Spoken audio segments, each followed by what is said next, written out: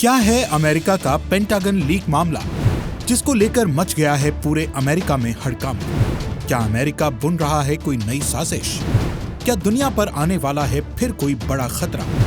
आखिर किन देशों के बारे में सूचना है इन दस्तावेजों में? आइए जानते हैं इस रिपोर्ट में।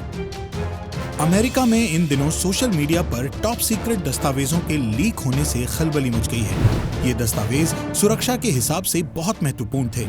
अमेरिकी रक्षा विभाग पेंटागन ने कहा है कि इन दस्तावेजों का लीक होना राष्ट्रीय सुरक्षा के लिए गंभीर खतरा पैदा करता है, क्योंकि इन दस्तावेजों में कई खुफिया जानकारियां हैं। अब इस बात की जांच शुरू हो गई है कि आखिर ये इतने संवेदनशील दस्तावेज लीक कैसे हो गए और इसके पीछे कौन लोग शामिल हैं। अगर हम कुछ रिपोर्ट्स की माने तो इन डॉक्यूमेंट्स में से कुछ डॉक्यूमेंट्स ऐसे हैं जिनमें रूस यूक्रेन वॉर से रिलेटेड इंफॉर्मेशन को शेयर किया गया है। साथ ही ये भी बताया गया है कि यूक्रेन को नाटो और अमेरिका की तरफ से क्या क्या मदद की जा रही है और क्या क्या मदद अब तक की जा चुकी है। लेकिन वहीं अमेरिका के डिपार्टमेंट का ऐसा मानना है कि इन डॉक्यूमेंट्स में कुछ अदला बदली भी की गई है और ऐसी भी उम्मीद की जा रही है कि इन रिपोर्ट्स को मैनिपुलेट करके रूस यूक्रेन वॉर में इस्तेमाल किया जाएगा। इसलिए ऐसा होना किसी भी तरह से ठीक नहीं है। इन दस्तावेजों में यूक्रेन में चल रहे युद्ध और इजराइल, साउथ कोरिया और तुर्की सहित अन्य जानकारियां शामिल हैं। यूक्रेन युद्ध के दौरान मौतों का अनुमान देने वाले डॉक्यूमेंट्स में रूसी नुकसान को कम दिखाया गया है। इसके अलावा यूक्रेन रूस युद्ध के बारे में ये बताया गया है कि यूक्रेन को कितने टैंक, बख्तरबंद गाड़ियां और तोपखाने उपलब्ध कराए गए हैं। इन दस्तावेजों में ये भी बताया गया है कि यूक्रेनी सेना की कैसी तैयारी है और डिफेंस सिस्टम में क्या खामियां हैं। अमेरिका में हुई इस इंटेलिजेंस लीक की वजह से यूरोप कंट्रीज भी काफी सकते में हैं।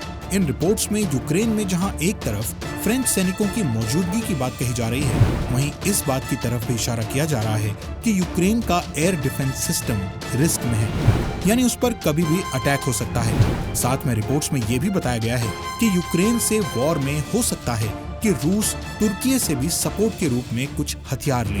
वहीं साउथ कोरिया में यूएस इंटेलिजेंस के जासूसों के बारे में भी बताया जा रहा है। हालांकि इस रिपोर्ट के बाद फ्रांस गवर्नमेंट ने अपना स्टेटमेंट देते हुए ये क्लियर किया है कि यूक्रेन में कोई भी फ्रेंच सैनिक नहीं है।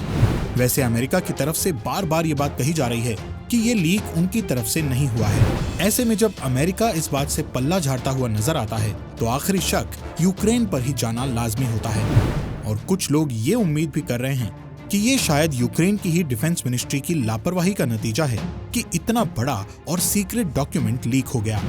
फिलहाल इसको लेकर अमेरिका में जोर शोर से जांच चल रही है।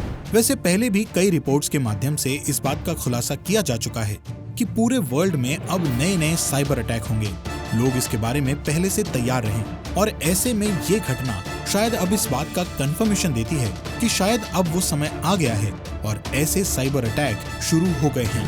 हालांकि ये अमेरिका की ऐसी पहली घटना नहीं है, बल्कि इससे पहले साल 2013 में भी अमेरिका में विकीलीक्स लीक मामला हो चुका है। लीक किए गए दस्तावेज विकीलीक्स वेबसाइट पर प्रकाशित हुए थे।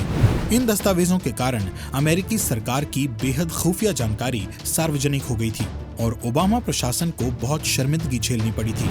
भांडाफोड़ करने वाली वेबसाइट विकीलीक्स को सैकड़ों हजारों गोपनीय अमेरिकी दस्तावेज लीक करने वाले अमेरिकी सैनिक ब्रैडली मैनिंग को अमेरिका की सैन्य अदालत ने 35 वर्ष कारावास की सजा सुनाई। विकीलीक्स ने शुरुआती दिनों में अमेरिका से लेकर यूरोप, चीन, अफ्रीका और मिडिल ईस्ट तक की सरकारों के गोपनीय दस्तावेजों को लीक किया।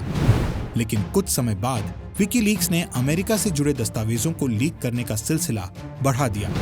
विकीलीक्स ने 2016 में अमेरिका की डेमोक्रेटिक पार्टी के अधिकारियों के उन ईमेल्स को रिलीज कर हलचल मचा दी थी जिनमें प्रेसिडेंशियल प्राइमरी चुनावों में लेफ्ट विंग के बर्नी सैंडर्स की जगह हिलेरी क्लिंटन को समर्थन देने और बड़े पद पर बैठे पार्टी मेंबर्स से इस्तीफा देने को कहा गया था।